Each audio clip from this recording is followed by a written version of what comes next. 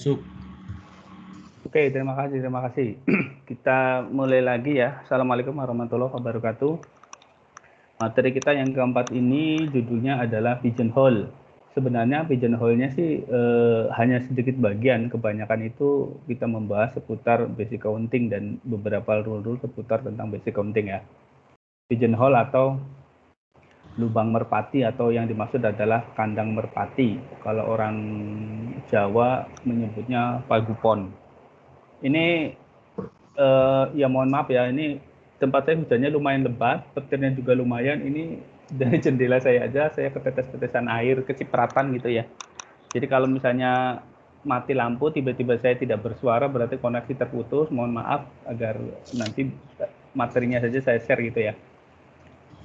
Biasanya di tempat saya itu rawan gitu karena dataran tinggi, jadi kalau ada sedikit masalah soal listrik aja langsung jeglek gitu ya. Intinya begitu. Ada 5 subbab yang ingin kita bahas dalam hari ini, dan kebanyakan itu isinya cuma contoh soal ya saudara-saudara ya. Contoh soal ngomongin masalah basic counting dan beberapa rule-rule mengenai subtraction, sum dan sebagainya. Ini yang pertama tentang basic counting dulu ya. Yang paragraf pertama ini ya sekedar teori. Misalkan terdapat suatu prosedur yang dapat dibagi dalam 2 rangkaian pekerjaan. Jadi ada suatu pekerjaan di mana ada dua sub pekerjaan gitu ya. Yang pertama terdapat N1 cara gitu ya untuk menyelesaikan pekerjaan pertama, dan ada N2 cara untuk menyelesaikan pekerjaan kedua. Maka intinya kombinasi keduanya itu untuk bisa dikerjakan ada N1 dikali N2 cara untuk menyelesaikan prosedur tersebut gitu ya. Jadi kayak misal untuk membuat sebuah telur, ada yang di blender, ada yang diaduk gitu ya. Terus setelah di blender dan diaduk, ada yang digoreng, ada yang direbus. Berarti kan pekerjaan pertama pekerjaan pertama memblender atau mengaduk, pekerjaan kedua menggoreng atau merebus. Nah, berarti kan pekerjaan pertama ada 2 cara, pekerjaan 2 ada 2 cara. Nah, berarti ada 2 kali 2 pekerjaan untuk kombinasi cara yang bisa dilakukan gitu ya. Yang pertama di blender terus digoreng, bisa juga di blender direbus, bisa juga diaduk digoreng, bisa juga diaduk direbus gitu ya. Berarti nanti ada N1 kali N2 pekerjaan atau prosedur gitu ya. Ini cara yang lain ya, cara lain untuk sebuah kasus gitu ya. Jadi intinya persoalan ini mungkin kebanyakan cerita ya saudara-saudara ya. Jadi jangan terlalu underestimate atau overestimate. Tidak sesusah yang Anda bayangkan. Jadi objektif kita ini adalah bukan menyelesaikan persoalan ini secepatnya, bukan, tapi melatih otak kita itu untuk benar dalam menggenerate setiap persoalan yang mengandalkan suatu logika dan matematik untuk menyelesaikannya gitu ya. Suatu perusahaan baru karyawannya ada 2 saudara-saudara ya. Jangan ditanya kenapa karyawannya 2 ya. Perusahaan baru mestinya ada 10 Pak, enggak ya. Kita nggak ngomongin itu. Namanya Sanchez dan Vettel misalnya. Mereka menyewa satu lantai gedung yang ada 12 ruang kantor ya. Ini ilustrasi gambarnya seperti ini gitu ya. 1, 2, 3, 4, 5 sampai 12 ruang. Berapa banyak cara menentukan ruang yang berbeda untuk mereka berdua. Jadi intinya 2 orang ini mau masuk ke dalam setiap orang satu ruang gitu ya. Kira-kira kemungkinannya berapa yang bisa dipakai gitu ya. Yang jelas yang dipakai cuma 2 gitu ya. Kemungkinannya kombinasinya nomor berapa saja gitu ya. Nah, pertama untuk menjawab pertanyaan ini, pertama kita ambil dulu Sanchez. Sanchez itu kan akan menempati salah satu di antara 12 kan. Salah satu di antara 12. Nah, ambillah sembarang gitu ya. Katakanlah misal nomor 1. Nah, setelah itu kan orang kedua yang akan masuk yaitu si Vettel kan. Nah, orang kedua ini berarti kemungkinan dia untuk masuk ke dalam ruangan kan tidak 12 lagi kan. Malahan sudah tinggal 11 cara gitu kan. Berarti cuma tinggal, kalau tadi misal nomor 1 yang dipakai, berarti tinggal nomor 2, 3 dan seterusnya sampai nomor 12. Kalau begitu, berarti kemungkinan yang bisa diakses itu adalah sebanyak 12 dikali 11 sama dengan 132 cara gitu ya. Lalu 132 itu dari mana saja ya? Berarti kalau didaftarkan berarti Bisa jadi tempatnya itu 1, 2, bisa jadi 1, 3, 1, 4, 1, 5, 1, 6, 1, 7, 1, 8, terus gitu ya. Atau 21, 22, 23, 21, 23, 24, dan seterusnya gitu ya. Yang jelas tidak boleh sama karena satu orang satu ruang gitu ya. Jadi begitu cara menyelesaikannya ya. Jadi pertama Sanchez dulu punya 12 kemungkinan. Setelah itu si Vettel punya 11 kemungkinan. Jadi totalnya ada 12 kali 11, 132 cara. Ada soal yang lain lagi di sini adalah tentang pelabelan kursi.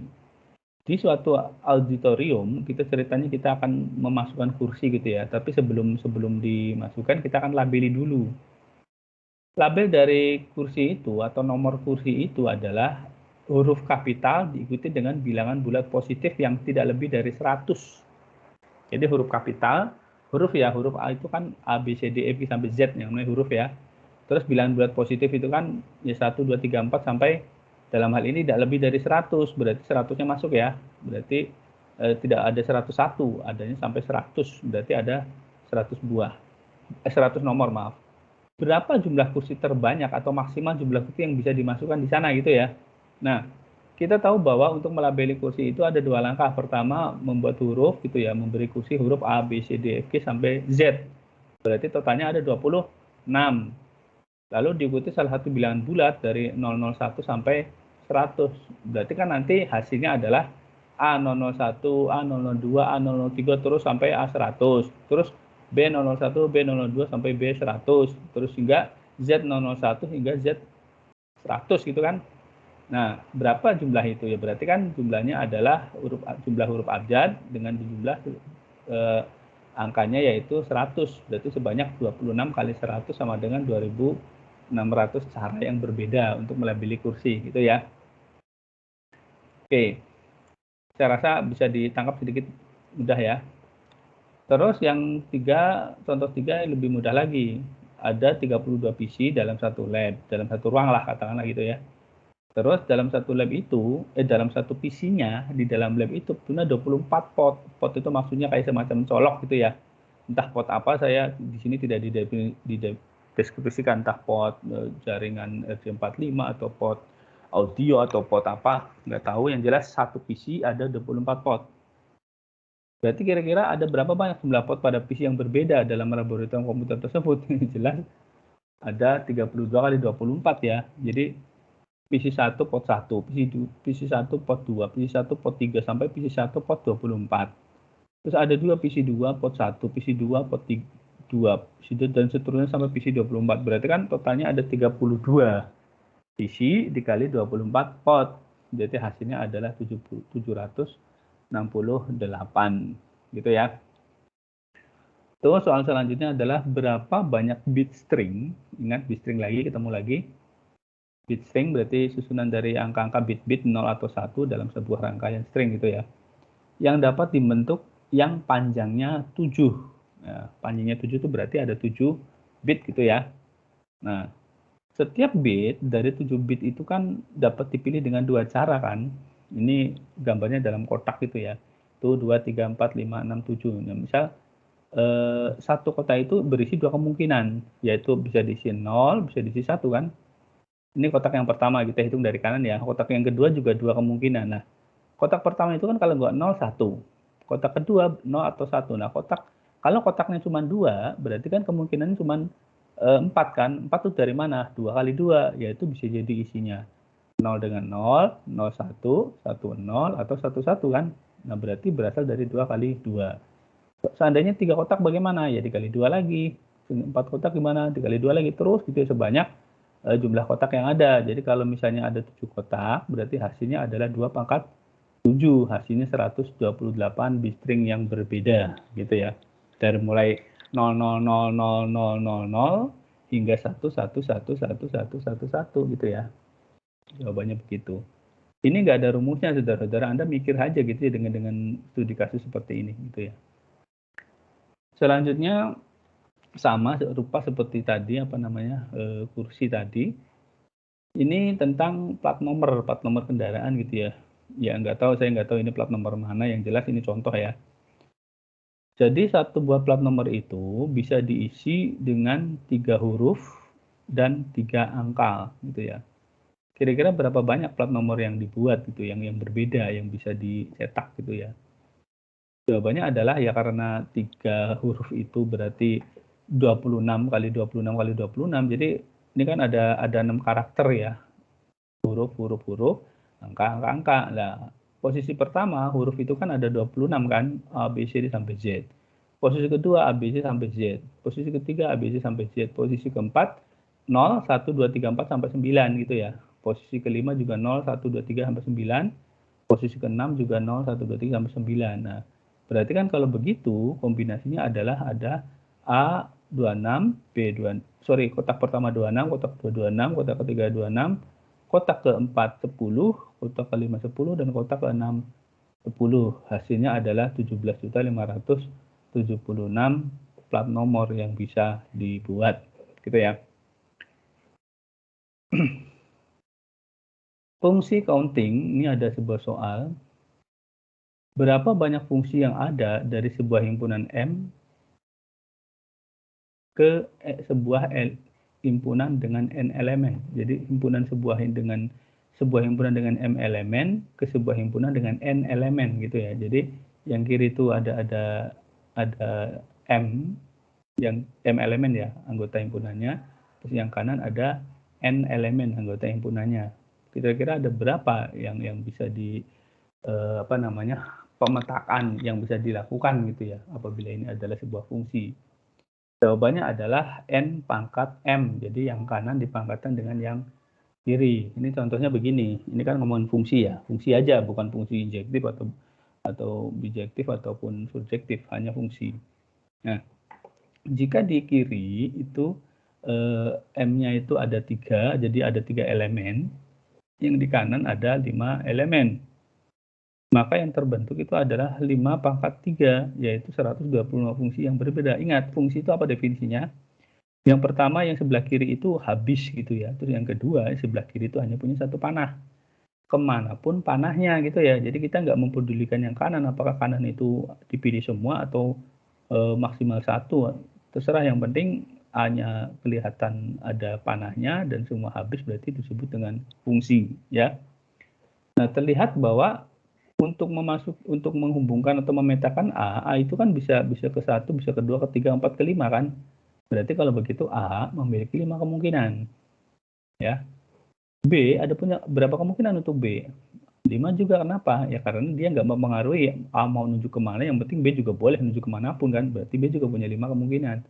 Begitu pula C ya. Jadi akhirnya dari peta seperti ini berarti ada 5 pangkat 3 kemungkinan fungsi yang berbeda untuk dipetakan dalam contoh soal ini gitu ya. Itu fungsi counting. Jadi berapa banyak fungsi saja pertanyaannya.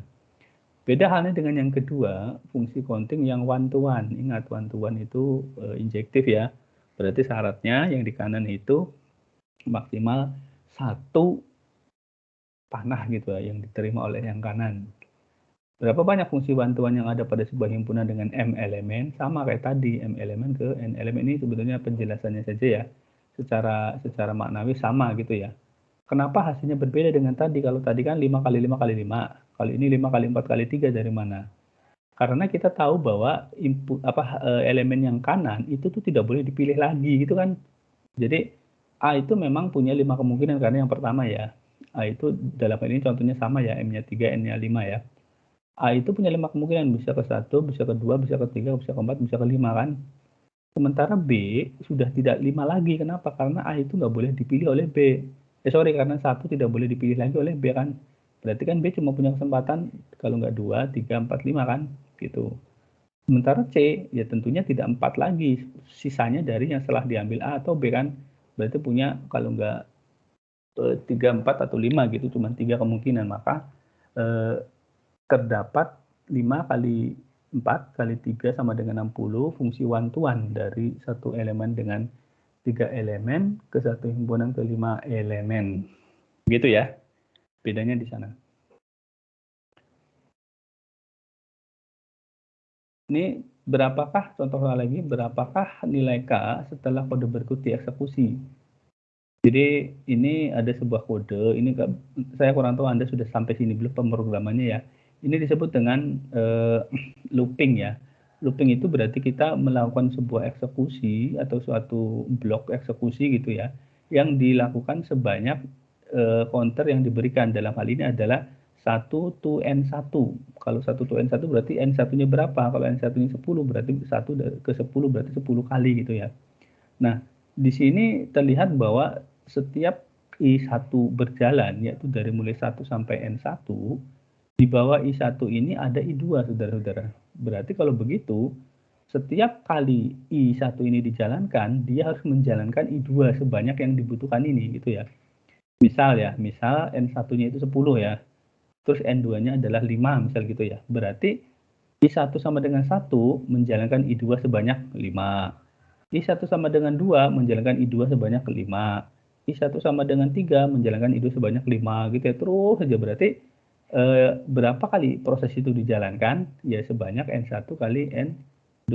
Berarti kalau dalam contoh tadi 10 dikali 5 berarti hanya untuk ini saja 50 kali eksekusi. Nah, kalau misalnya di dalamnya ada looping semua terus gitu ya, berarti nanti hasilnya adalah N1 kali N2 kali seterusnya sampai M kali, M-nya berapa kali gitu ya, intinya begitu.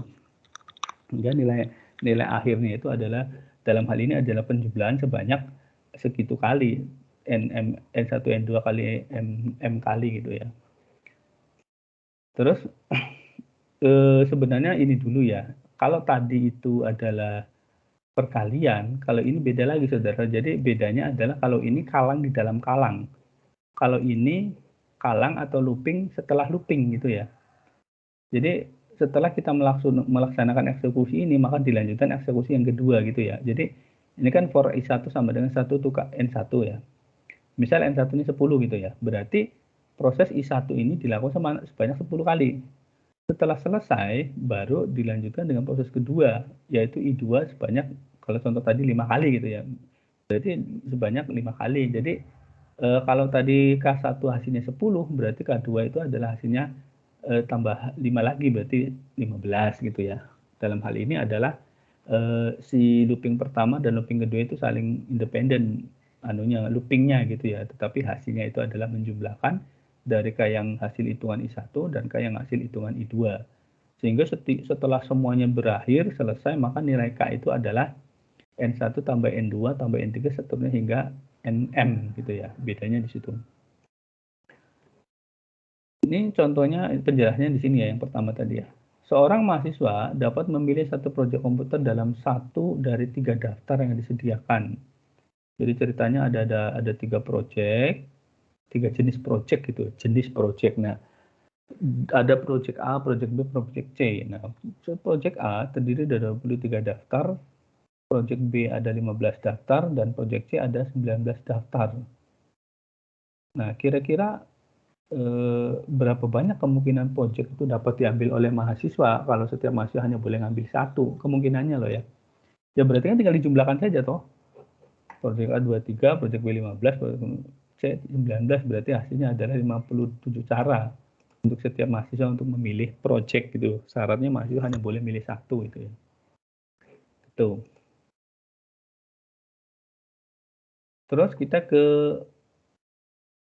yang tadi kan sum rule ya, sum rule, terus yang ketiga ke subtraction rule. Jadi aturan subtraksi. Ini rumus ini sebenarnya diturunkan dari ini ya, dari diagram Venn ini ya, yang disebut dengan principle of inclusion exclusion.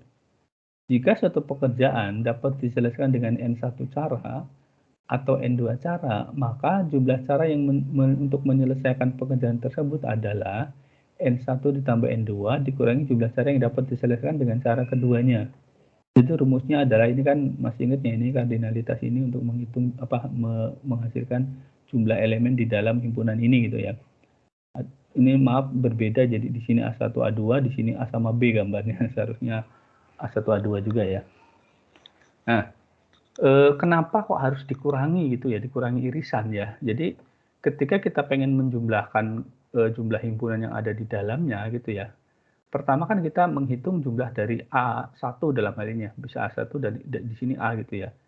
Ketika kita menghitung A gitu kan tidak masalah ya. Terus ditambah dengan menghitung B. Nah, ketika kita menambahkan B, sebenarnya kan kita memasukkan elemen himpunan yang berada di tengah-tengah ini toh. Padahal sebenarnya itu tuh sudah dihitung gitu ya oleh si A. Maka kalau begitu agar jumlahnya benar, maka dikurangi dengan jumlah yang ada di tengah ini gitu kan. Maka dikurangi dengan irisan dari A1 dan A2. Maksudnya begitu ya. Ini ada contoh soal berapa banyak bit string. Ingat bit string lagi. Dengan panjang 8. Jadi bit stringnya itu panjangnya harus 8. Yang dimulai dengan bit 1, mulainya itu 1 semua gitu ya. Dan diakhiri dengan 0 semua gitu ya. Jadi pokoknya yang mulai bit 1 atau diakhiri dengan bit 0, intinya gitu ya.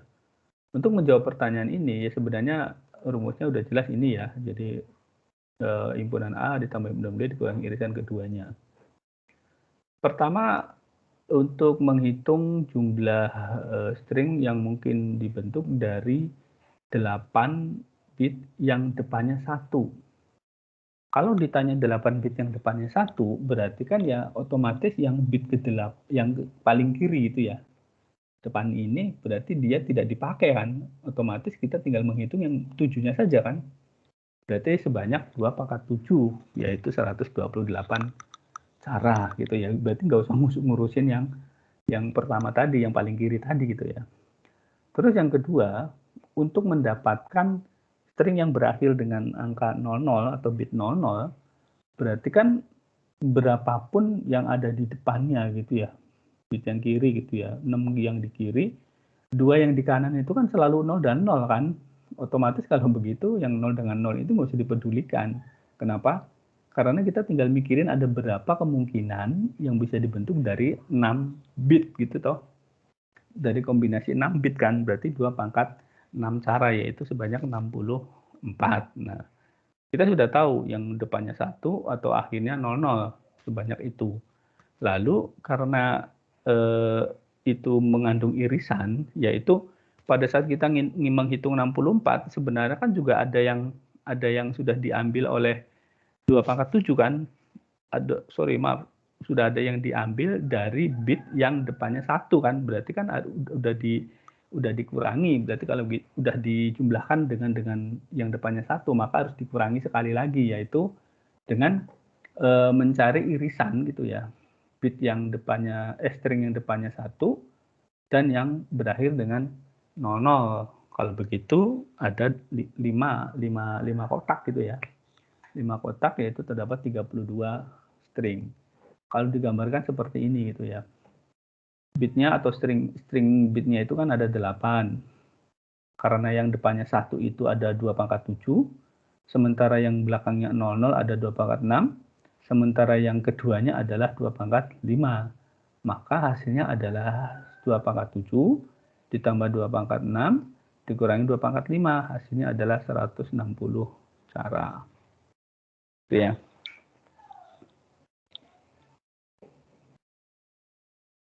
Soal selanjutnya hampir sama. Ini tentang jumlah-jumlah lulusan ya. Pekerjaan dalam hal ini. Sebuah perusahaan komputer itu menerima aplikasi lamaran dari lulusan baru gitu ya untuk suatu pekerjaan yang rencananya untuk mengelola bagian web server. Mereka menerima sebanyak 350 map gitu, aplikasi atau lamaran itu ya, 350 map. Setelah ditelusuri, ternyata yang berasal dari Ilkom itu ada 220, dari bisnis ada 147, sementara dari keduanya ada 51. Dari mana? Ada berapa banyak pelamar yang bukan dari komputer maupun bisnis katanya. Berapa banyak yang bukan dari keduanya gitu ya. Ya rumusnya tadi ya, berarti union di antara keduanya terus adalah merupakan jumlah dari yang melamar komputer, jumlah dari yang melamar dari bisnis, serta dikurangi dari irisan keduanya, berarti yang keduanya gitu ya. Dalam hal ini digambarkan seperti ini, saudara. Kok ada 169 dari mana gitu ya. 169 itu kan tadi dibilang bahwa yang ngambil komputer kan 220, berarti kardinalitas dari A adalah di sini kan ada 220 ya, berarti koordinator dari A itu ada 220, sementara yang 51 sudah diambil oleh irisan keduanya, berarti tinggal 169 lagi gitu ya. Begitu. Begitu pula yang di kanan, yaitu yang ngambil bisnis. Yang ngambil bisnis itu kan dikatakan bahwa jumlahnya 147. Sementara tadi yang sudah diambil ada 51, berarti tinggal 96 lagi yang murni bisnis gitu ya. 165 murni Ilkom, 169 murni Ilkom, 96 adalah murni bisnis gitu ya. Kalau digabungkan keduanya ini ada berapa? 316. Kalau misalnya dikatakan yang ditanya itu yang bukan dari keduanya, dari mana? Ya dari jumlah map yang tadi. Jumlah map kan yang diterima kan 350. Sementara yang berasal dari Ilkom atau bisnis atau keduanya itu ada 316. Berarti yang bukan dari keduanya adalah 350 dikurangi 316 sama dengan 34 orang gitu ya. 34 pelamar. Gitu ya. Terus ini division rule, ini definisinya lumayan rumit ya. Mungkin perlu dicerna, saya tidak sarankan Anda menghafal ini.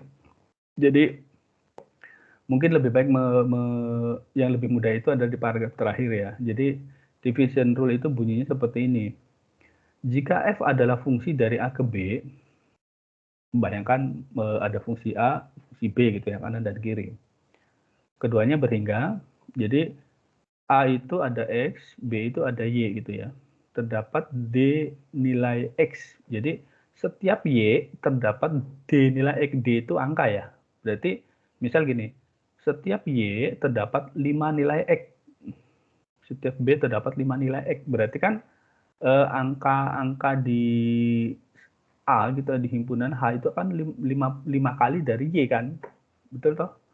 Jadi jumlah yang ada di kiri di himpunan A itu adalah 5 kali atau D kali jumlah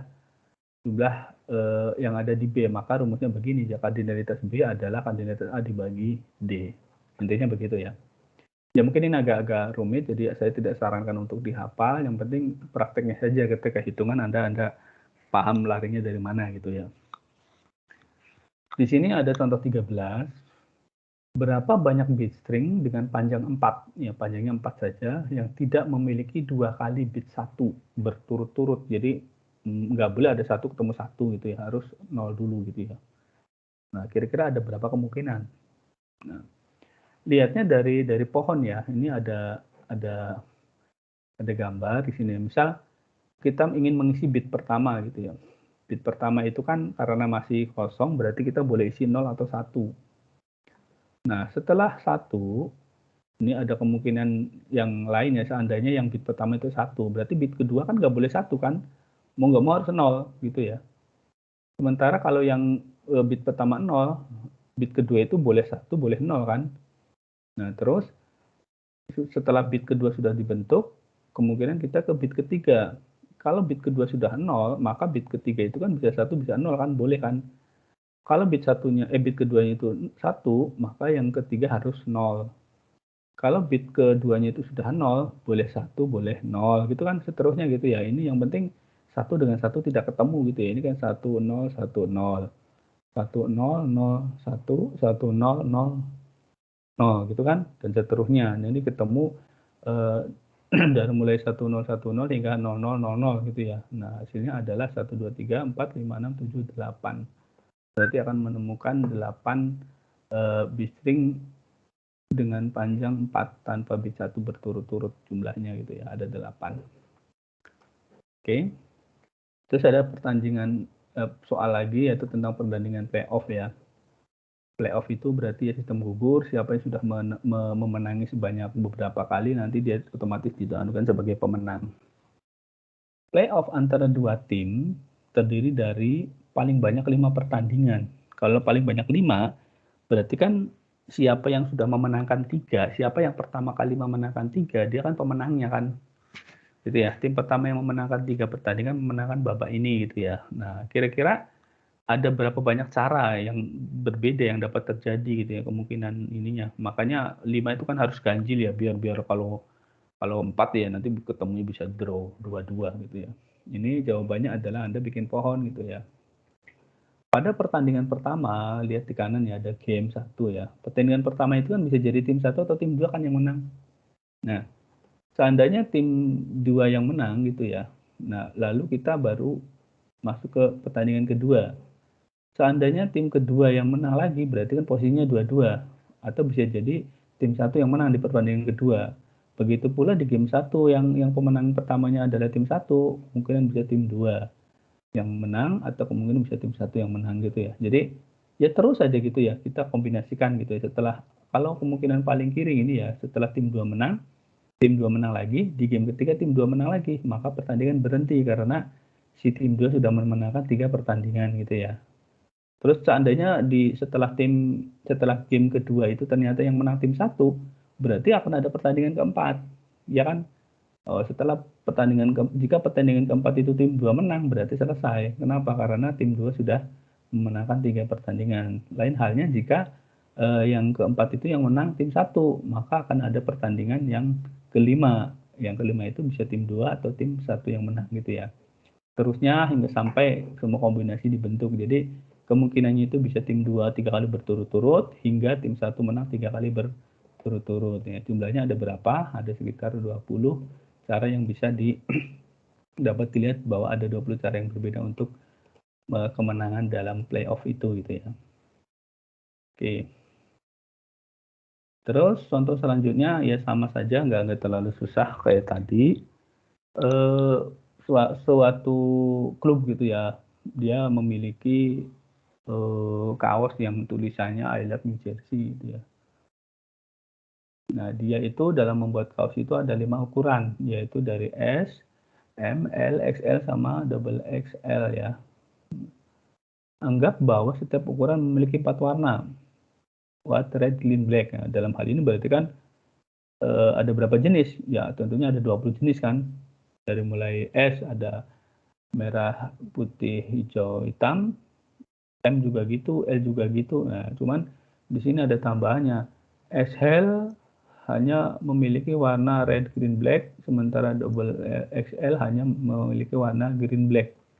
Ya udah tinggal dikurangi aja kalau begitu ya.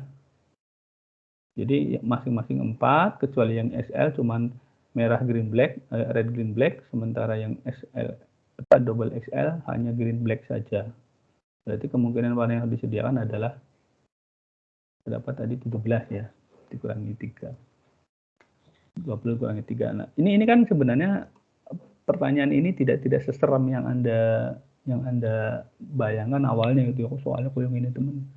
Jadi nggak usah pakai rumus, saudara-saudara, di dalam metode komputasi ini Anda akan menemukan berbagai masalah seperti ini dan Anda tidak harus menggunakan rumus. Kalau menggunakan rumus kan bisa jadi Anda salah rumusnya. Yang penting menelusuri logika hingga sampai Anda mentransliterasikannya ke dalam model dan itu bisa Anda pahami gitu ya.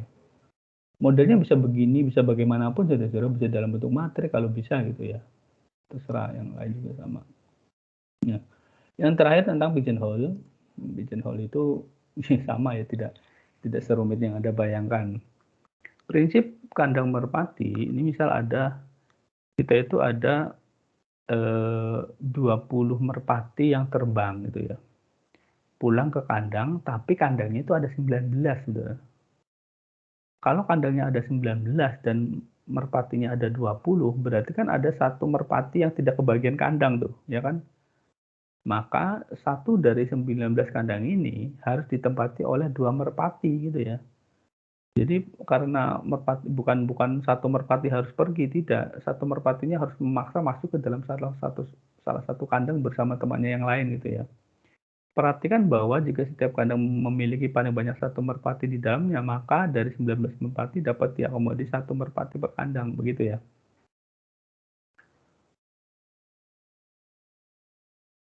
Ini mengilustrasikan prinsip umum yang disebut prinsip pigeonhole, yang mengatakan bahwa jika ada lebih banyak merpati daripada kandangnya, maka harus ada setidaknya satu kandang yang berisi 2 merpati gitu ya. Gambarnya ini sini ya, yang cocok dengan gambarnya itu adalah yang gambaran B.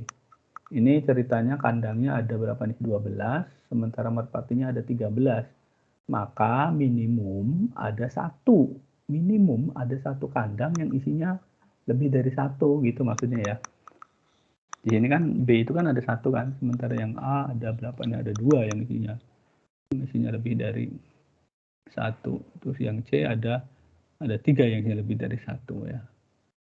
Fungsi F dari suatu himpunan K plus satu lebih ke elemen himpunan dengan ke elemen bukan merupakan one to one ya. Ya kenapa? Karena pasti yang kanan itu akan ada dua elemen, lebih dari satu karena jumlah yang ada di kiri lebih banyak dari yang kanan gitu ya. Contoh soalnya tidak susah saya rasa. Di antara grup yang terdiri dari 367 orang, pasti terdapat minimum 2 orang yang memiliki tanggal lahir yang sama. Anda kumpulkan 367 orang gitu ya, terus tanyain tanggal lahirnya masing-masing. Pasti terdapat minimum 2 orang, minimum 2 gitu ya, yang memiliki tanggal lahir yang sama. Ya bisa 3, bisa 4, bisa jadi 360 orang, 67 itu tanggal lahirnya sama juga bisa gitu ya. Tapi minimum 2 gitu ya, yang memiliki tanggal lahir yang sama. Kenapa? Karena hanya terdapat 366 kemungkinan tanggal kelahiran gitu ya. Terus di dalam kelompok yang terdiri dari 27 kata dalam bahasa Inggris, katanya apapun lah, Anda ambil saja apapun kata dalam bahasa Inggris, terus pasti terdapat minimum 2 kata yang berawalan huruf sama. Kenapa? Karena abjad bahasa Inggris ada 26. Awalannya itu kan bisa apa saja ya, dari 26 huruf itu, tapi minimum akan ada 2 kata yang berawalan huruf sama gitu ya.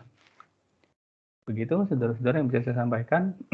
Teorinya saya rasa sedikit teori tapi banyak latihan ya. Jadi objektif dari latihan ini adalah bagaimana Anda banyak-banyak memahami soal sehingga mentransliterasikan bahasa soal ke dalam bentuk bayangan yang ada di dalam pikiran Anda itu bisa membantu Anda untuk menjelaskan atau menjawab pertanyaan itu gitu ya.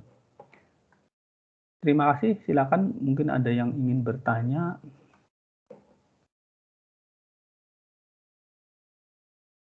Atau ada sesuatu yang kurang jelas atau mungkin ada yang tadi absennya terkendala, silakan saya di ini. Mbak Leili gimana, absen atau apa mau tanya? Iya, permisi Pak. Sebelumnya ini ada Reza Hilmi Dava tadi izin ke saya karena ada cek kesehatan Pak, jadi tidak bisa menghadiri kelas kali ini. Bisa absen nggak? Tidak Pak, tidak ikut kelas Pak karena ada cek kesehatan. Izin Maksudnya Pak. berarti dia izin ya? Iya, izin. Oke, terus siapa lagi? Reza Hilmi Dava ya, oke. Terus Fernanda gimana Mas Fernanda? Iya Pak, tadi saya nggak bisa absen Pak. Fernanda Miftahul, Fernanda Galih sudah Mas. Oh iya, Masuk, makasih Pak. sudah masuk Mas. Tadi gagal kayaknya Pak. Oke, siapa lagi? Mbak Leli udah, Mbak Leli? Udah ya? Ya Pak, ya sudah. Terima kasih Pak. Oke. Yang lain mungkin nggak ada. Sudah tadi ini Niko, David nggak ada.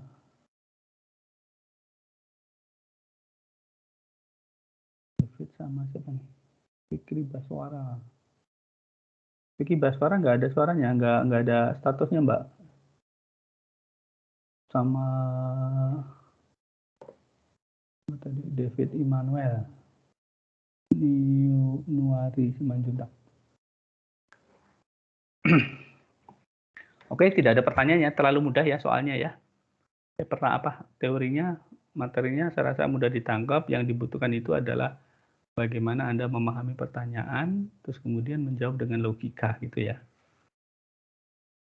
Ya tentunya latihan ya, kalau Anda nggak latihan sama aja nanti nggak bisa apa-apa.